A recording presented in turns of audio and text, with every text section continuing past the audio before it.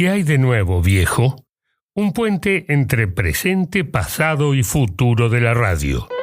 Capítulo 2. Así sonaba la primera emisión radial. Fue a Argentina y se convirtió, cual serendipia, en la primera del mundo.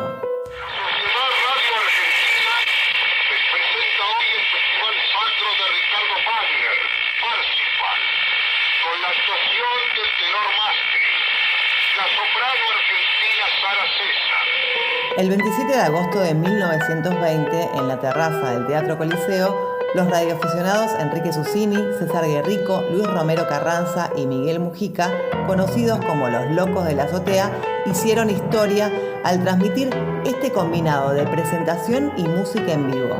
Fue radio porque tuvieron continuidad, aunque la audiencia fueron los radioaficionados del momento, menos de 100. Si bien hubo antecedentes de radio como medio tecnológico para transmitir información, el caso argentino fue el que dio origen a la radio como la conocemos. Esa radio fue LOR Radio Argentina y fue la primera reconocida por la Unión Internacional de Telecomunicaciones en todo el mundo. Después vinieron Radio Cultura, Sudamérica, Brusa, Gran Splendid Theater y los diarios con sus propias estaciones. Mi nombre es Irina Sternik y a lo largo de estos capítulos vamos a viajar con vos y con la historia del sonido, no solo haciendo historia, sino pensando en cómo la tecnología y la audiencia fueron parte de estos 100 años de historia radial en el país. Yo soy Claudia Román y los invito a viajar con nosotras. No sé si están escuchando en auriculares, en la compu o en un equipo de audio, pero sí sé que las primeras audiencias escuchaban radio en el salón. Primero eran radios a galena, después a válvula y luego a transistor. Era una escucha quieta. Pero antes de que el modo de escuchar cambiara los hábitos, hubo otras crisis en la radio. Existen 3 grandes reconversiones. La primera crisis fue en la década del 20, claro, cuando empezó.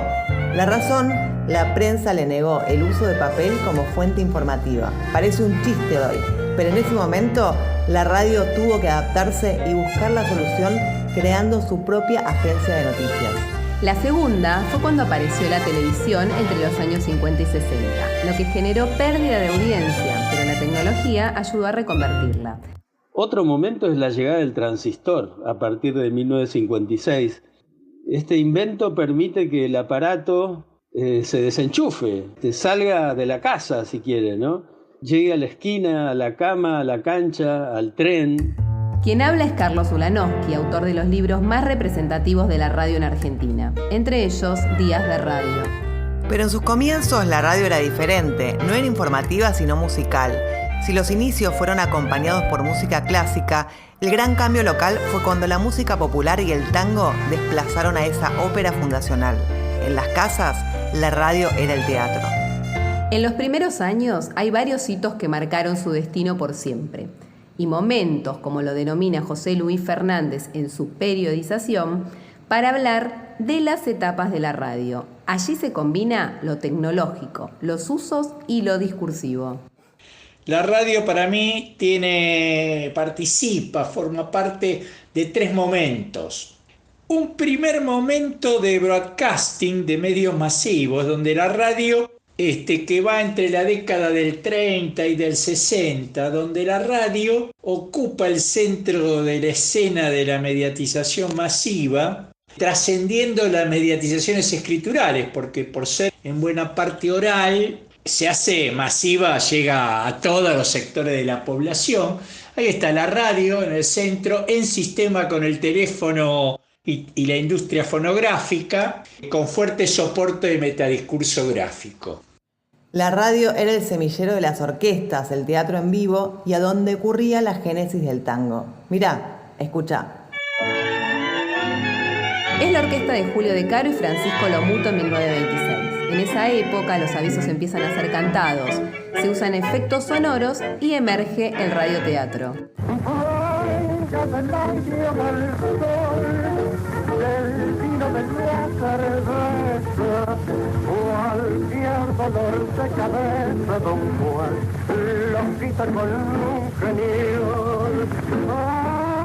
En 1934, Carlos Gardel marca un hito, una innovación tecnológica, una transmisión original e inolvidable que causó asombro en el mundo.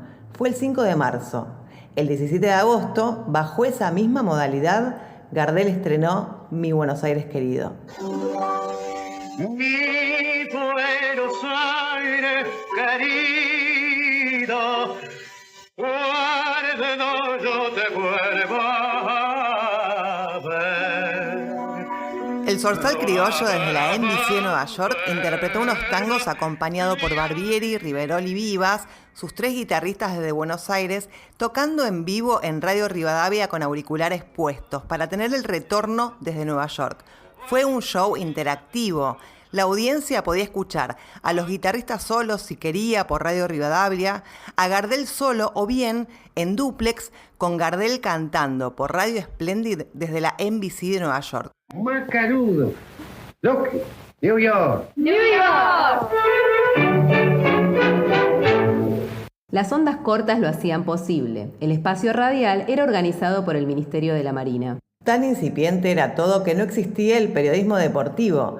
Había transmisiones, pero no existía el locutor, hasta el 14 de septiembre de 1923. La noche del 14 de septiembre de 1923, todo Buenos Aires estaba despierto.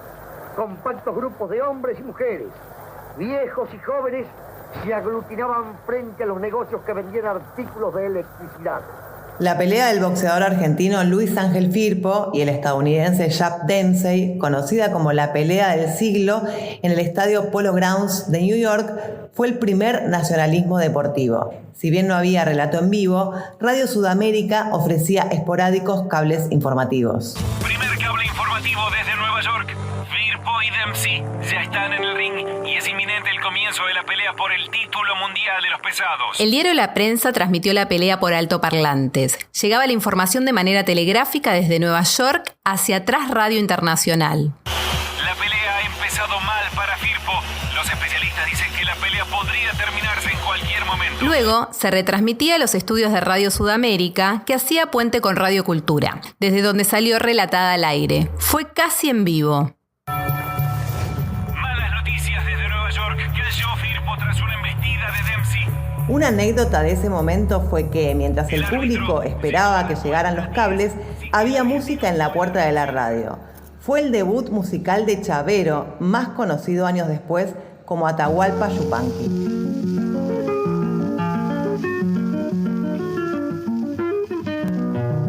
Nace el deporte en la radio. Después del boxeo llega el fútbol. El jueves 2 de octubre de 1924 fue la primera transmisión en vivo con el partido Argentina versus Uruguay. En este caso, Argentina ganó. La transmisión fue en una radio galena y para escucharla se necesitaba un auricular. Para hacer la transmisión se usaba un teléfono candelero como micrófono. Porque ya ha comenzado el partido, primer tiempo, 15 minutos de juego. El centrofoda local recibe un pase en el centro del field. ¿Va? En 1928, los aparatos de radio en Argentina alcanzaban las 150.000 unidades. Tan solo un año después, ya había 500.000 de equipos.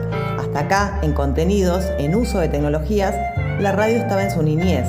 Fue una etapa lúdica, experimental. Una medición de la Dirección General de Correos y Telégrafos de 1933 indica que la radio era un 60% tiempo de música y un 20% hablada. Los deportes todavía no ocupaban mucho espacio. En 1933 hay 2 hitos radiales. Se crea la Oral Deportiva, primer programa deportivo radial, y nace el radioteatro Ronda Policial, que incorpora los efectos sonoros dentro de un estudio. No había rating, pero se medía de una manera particular a través de la calidad percibida de la programación como muy bueno, bueno, regular, malo y muy malo. El ranking se publicaba en la revista Caras y Caretas. Radio Belgrano tenía un 10, Radio del Pueblo un 1. Sería injusto negar que hubo otros tiempos emblemáticos. Uno de ellos fue el momento del inicio de la radio, ¿no? Cuando los Locos de la Azotea, en agosto de 1920, empiezan a transmitir a distancia, ¿no? Y eso me parece que se podría extender hasta 1925, 1930, en donde todo fue experimentación, todo fue ensayo y error, principalmente errores, ¿no? Errores que se iban subsanando, errores que se iban superando. la confirmación de que la radio no era soplar y hacer botella, como se dice, ¿no? En esos primeros años, ¿por qué digo que también es un momento de oro? Porque mucha gente eligió la radio para siempre ahí. Porque se dio cuenta que la radio le traía a su casa gratis, bueno, le traía palabras, le traía música, le traía sensaciones, ideas, intereses importantes que la gente podía recibir en su casa sin moverse de su sillón preferido. Mucho más adelante, desde luego, desde ese mismo sillón la gente miraría televisión. Llegamos a 1935, uno de los momentos más importantes de la historia de la radio, porque fue cuando la editorial Haines construyó el primer edificio pensado para albergar una emisora. Fue Radio El Mundo y quedaba en Maipú 555, hoy Radio Nacional. El boletín sintético de Radio El Mundo, con informaciones generales propias de la Michel Press y del exterior de United Press Internacional y France Press. La radio tenía orquesta sinfónica propia, un elenco estable de radioteatro conformado por primeras figuras de la escena nacional y la dirección musical de Armando Discépolo.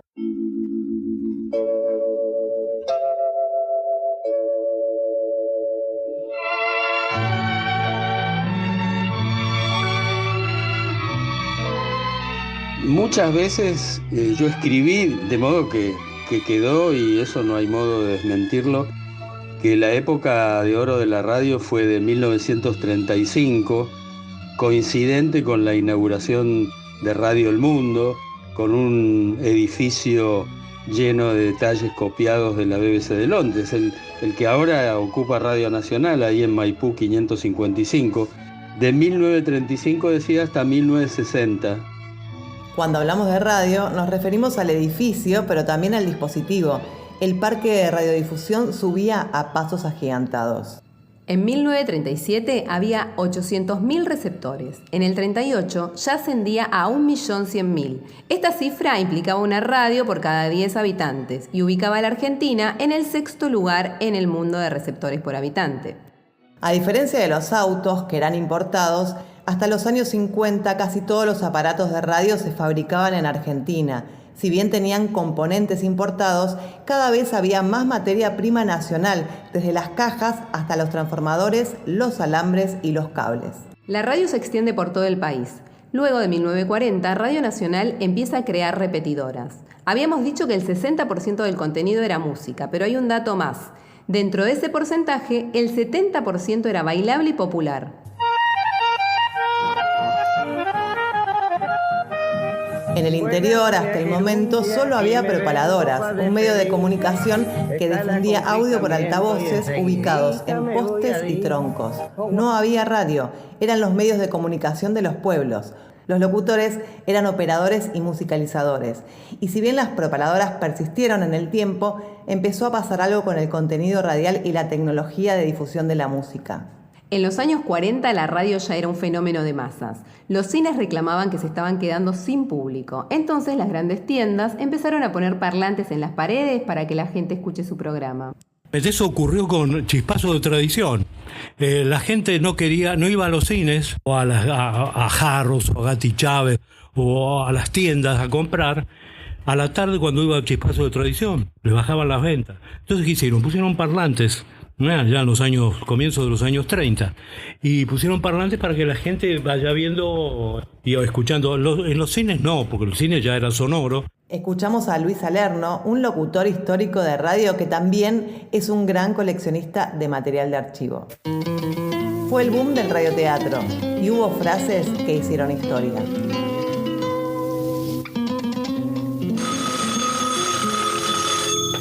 ¿Hola? Sí, amigos. Esta es la casa de los Pérez García. La frase que luego se hizo popular fue tener más problemas que los Pérez García. Pero en realidad la frase era la que decía el locutor cuando los presentaba. Aquí están los Pérez García con sus problemas, sus alegrías, sus ilusiones. Sí, amigo. Usted está hablando con la casa de los Pérez García. Todos los días un nuevo problema. Todos los días una nueva emoción. y programas históricos como el Glostora Tango Club, que perduró 22 años consecutivos, de 1946 a 1968. Duraba 15 minutos, se emitía de 20 a 20:15.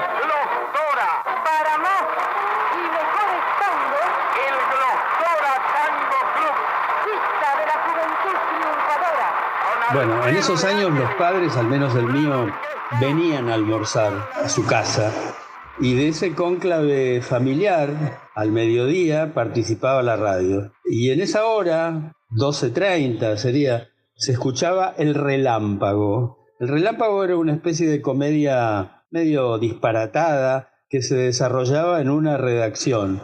Los del elenco cantaban "Y de vuelta nuevamente a la alegre redacción" cada vez que volvían de la tanda. Y de vuelta nuevamente en la alegre redacción. ¡Qué alegre redacción! Estamos en la cárcel de No Te Muevas, donde no te mojas por más que llueva. Y seré curioso, ¿qué hace usted en esa cárcel? Estoy planeando mi fuga. Paralelamente, desde 1945 la música en vivo deja de tener presencia estelar en el medio y el disco gana terreno. Los estilos musicales empiezan a convivir entre sí y se debaten entre tango y folclore. En 1945 hay un salto tecnológico en la música. Nace el disco de vinilo de 33 revoluciones por minuto, el long play, que por su solidez y amplia capacidad de registro, y gracias a la técnica del microsurco, reduce el nivel de ruidos.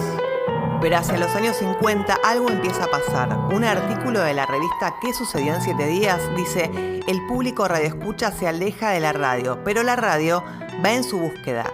Data del 28 de enero de 1947 y habla de la situación de Radio El Mundo. Los oyentes piden ser autores de radioteatros a través de cientos de cartas. Llegan a pedir una obra teatral por día. Durante años, diría décadas, ¿no? Ese contrato, ese pacto entre emisor y oyente fue sumamente formal, sumamente convencional. El oyente era eso, oyente. Era el que se sentaba a escuchar, a oír y también a ver desde su imaginación, ¿no? Desde el efecto de la famosa magia de la radio. Se sentaba, digo, como quien iba al cine, al teatro, a la ópera, a un concierto, a la cancha, a leer el diario, tranquilo. Y el principal modo de participación era ir a los estudios de la radio, a ver el espectáculo de la radio en vivo, ir a los auditorios. La mayoría de las radios tenían muy buenos auditorios. Iban a reírse con un cómico, iban a aplaudir una orquesta de tangos. Era una salida muy especial para toda la familia. ¿De qué otro modo participaban? Bueno, participaban mandando cartas para ver si le tocaba algún premio en programas que lo ofrecían. Y también participaba en muchos programas de preguntas y respuestas. Y durante muchos años, no había llamadas telefónicas, porque la radio no quería pasar sofocones. Todo lo que salía al aire, absolutamente todo lo que salía al aire, estaba libreteado. Y salía de una oficina que se llamaba la Oficina de Continuidades, que cada radio la tenía, y que de algún modo era una manera de ordenar los contenidos, pero también eran oficinas de censura. Volvió la luz. ¡Anda el Wincofón! Me vuelvo loco bailando contigo. Con el disco nacen las transmisiones en diferido. Por primera vez la música es escuchada despegada de su fuente emisora. 10 años después, en 1957, el salto va a ser mayor porque llega el estéreo, el disco vinilo estereofónico. Escucha. A ver, ¿cuál es la mejor manera de explicar a usted el sistema de sonido estereofónico de la RCA Víctor? Tiene que haber una manera simple y clara. Ah, ya la tengo. Imagínese esto como parte de una vista. Y aquí otra parte del mismo cuadro. Y ahora superponemos ambos para obtener el cuadro completo en estereovisión. Así. Se puede emitir en diferido y se puede pasar música grabada, pero también se empieza a perder la experiencia aurática. Las revistas especializadas publican críticas como Radiolandia, que titulaba ¿Y la radio qué?, diciendo que por culpa de la música grabada en discos, la radio va camino a su decadencia. La producción nacional de radios pasó de 100.000 aparatos en el periodo 1939-1941 a 300.000 en 1955. En el Censo Nacional de 1947, el número total de receptores subió a casi 3 millones y daba 1 por cada 5 personas. En 1951 nace la televisión.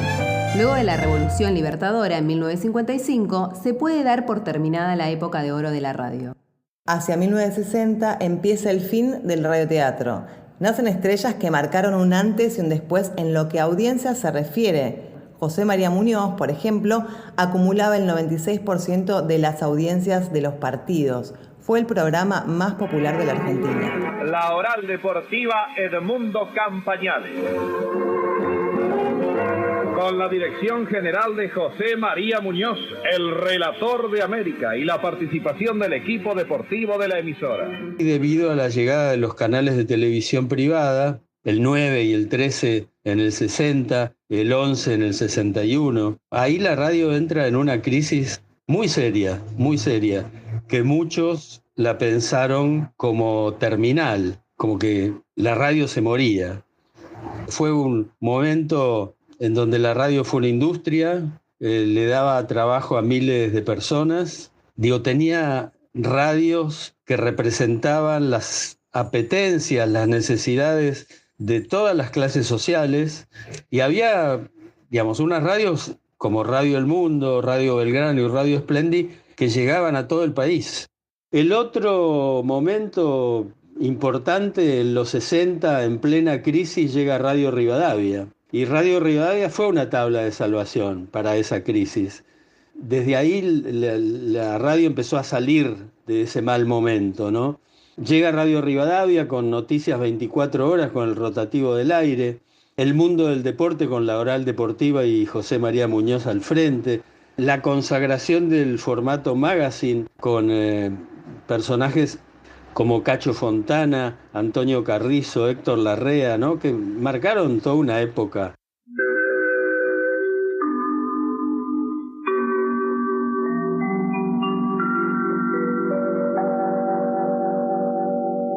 La televisión acapara los talentos y la publicidad. El radioteatro se convierte en teleteatro y el informativo se convierte en el noticioso. La radio pierde el horario nocturno. Había un espacio que la televisión había dejado de lado. ¿Por qué no en la mañana? Y claro, la mañana se fortaleció en la radio. Y uno que tuvo un boom y un suceso muy grande a la mañana fue Cacho Fontana con su Fontana Show en 1960 por Radio El Mundo.